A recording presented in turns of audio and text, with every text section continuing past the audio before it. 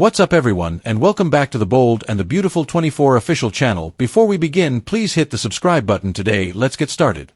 Desperate for Love by Ivy Forrester. The Bold and the Beautiful keeps bringing Ivy Forrester back to the canvas for literally no reason. After hyping up Ashleigh Brewer's return for months, she's really been nothing more than an extra at Forrester Creations. Bold and Beautiful, Ivy Forrester popped up just so Liam Spencer could shut her down and profess his love for Hope Logan.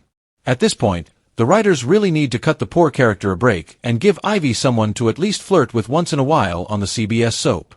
Ivy Forrester needs a man ASAP. Of course, Ivy Forrester is a Forrester, so she is related to 90% of the men on the show. The select few hunks on Bold and the Beautiful who aren't members of the Forrester family are already in relationships and off the market. For some time, the Bold and the Beautiful rumor mill has suggested that Ivy Forrester might try to win over her rival cousin's husband, Dr. John Finnegan. Steffy Forrester is currently out of town and not coming back anytime soon. If the writers are planning to pair Finn and Steffy's cousin up, now would be the time to do it. But Finn and Ivy barely cross each other's paths. It's hard to see how they would suddenly fall for each other. There is one more single man in Ivy Forrester's circle that no one is thinking about. Sure, Liam Spencer just told her to kick rocks. But his dad Dollar Bill Spencer could always use some company and is just as unlucky in love as Ivy Forrester these days. Sparks fly between Ivy and Bill. Ivy and Bill could strike up a convo while she is visiting Liam at the Spencer mansion, and sparks could fly. Liam was pretty adamant he had no interest in Ivy. So he probably wouldn't mind if she hooked up with his dad Bill, right? Ivy and Hope bond and Will and Electra's passion. The Bold and the Beautiful recap. Ivy Forrester confides in Hope Logan. Meanwhile, will Spencer and Electra Forrester have their first time? Electra Forrester's first time. Will and Electra continue smooching at the guest house. The young lady doesn't want to rush. Tonight, nothing will be spoiled. As they get closer, Will flashes back to the mystery girl. The girl finally drops her clothes and Will promises to do everything to be deserving of her. After the deed, Electra says it was even better than she imagined. Will agrees it was worth waiting for. The young man thinks about the mystery girl, then tells Electra he will always love her.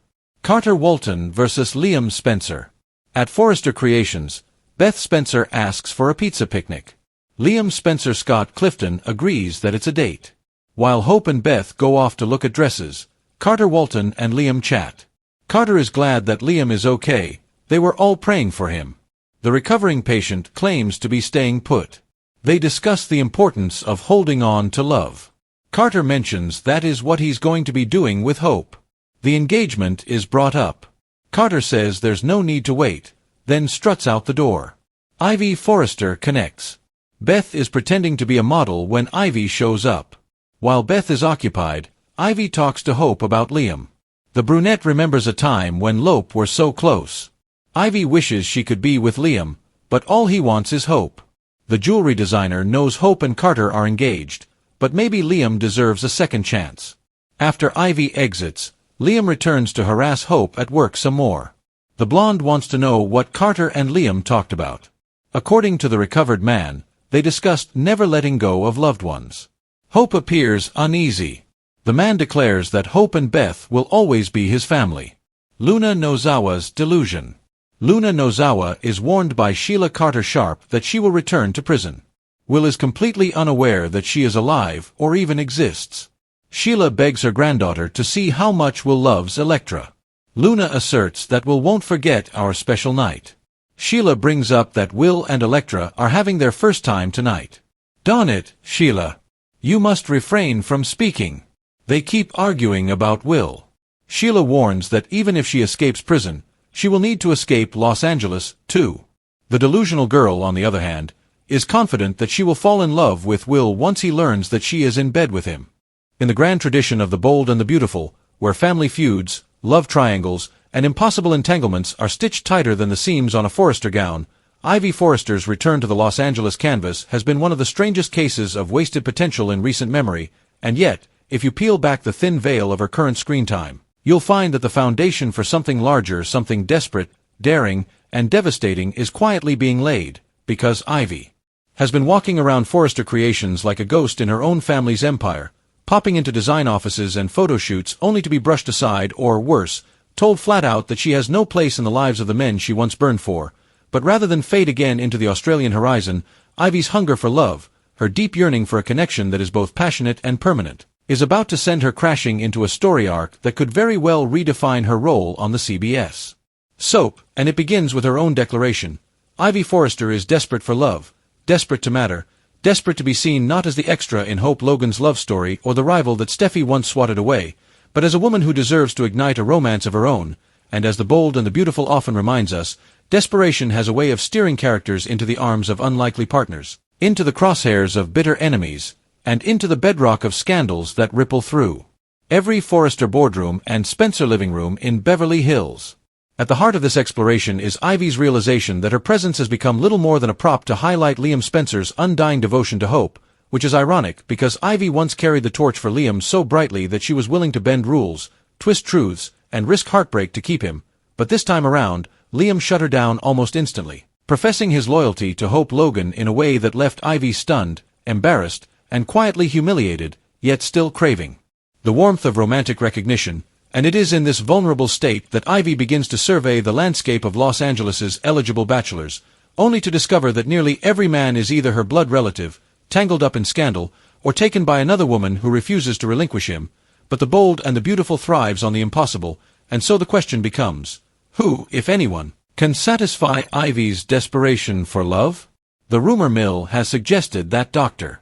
John Finnegan, devoted husband to Steffi Forrester, might be the man that Ivy is quietly circling, and while Finn has been written as the near-perfect partner, faithful, selfless, devoted to Steffi, it cannot be ignored that Steffi is currently out of town and Finn is lonely, and lonely men make dangerous choices, especially when confronted by beautiful women who are equally lonely, and Ivy, with her rich brunette hair, her smoldering accent, and her ability to appear both vulnerable and predatory, could easily slip into Finn's orbit, offering him companionship under the guise of familial connection, only for sparks to fly. But as titillating as that may sound, it's a reach considering how little Ivy and Finn actually interact, and The Bold and the Beautiful doesn't always have the patience to develop chemistry where none has been written.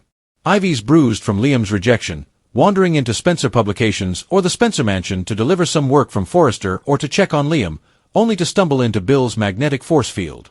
While their ages and histories might seem mismatched, The Bold and the Beautiful thrives on mismatches that ignite like wildfire, and Ivy and Bill could easily find themselves connecting over their shared sense of being outsiders in families that are frequently too wrapped up in their own drama. But Ivy's story is not lived in a vacuum. No, her desperation collides with the ever-twisting web of Forrester and Spencer affairs, meaning that as Ivy contemplates her next move, other storylines are exploding around her, and one of the most significant involves Will Spencer Jr. and Electra Forrester, whose budding romance has just culminated in their first time together, a moment that was both tender and complicated, because even as Electra declared that nothing would spoil their night and marveled at how worth the wait it all was, Will was haunted by flashes of a mysterious hookup from the night before, a mistake orchestrated by Luna Nozawa, who is herself unraveling under the delusion that she and Will are destined, despite the reality that he doesn't even know she's alive, let alone that she tricked him into bed while he was intoxicated.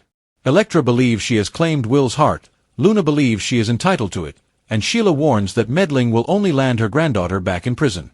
However, Luna, like Ivy, is unwilling to step back, unwilling to surrender her vision of the future, so two women, one young and delusional, one mature and desperate, are set to crash against the same wall, rejection by the man they want most. This triangle, or perhaps quadrangle, given Sheila Carter's constant at Forrester Creations, another drama is simmering as Carter Walton makes it clear to Liam Spencer that he intends to move quickly with Hope Logan, still planning to marry her despite Liam's constant hovering presence. However, Liam, empowered by his near-death experience, seems determined to reclaim Hope as his one, insisting that Carter may love her, but he is the mistake, whereas Liam and Hope are destiny. Their daughter Beth only reinforces that narrative by orchestrating because Carter has been unlucky in love for years, bouncing from Quinn to Katie to Paris and never finding stability. This possibility that Ivy, in search of love, might set her sights on Carter Walton is both logical and rich in narrative because Ivy, with her own unlucky history, might see in Carter a kindred spirit, someone who, like her, is tired of being everyone's second choice. Although Hope may not relinquish Carter willingly.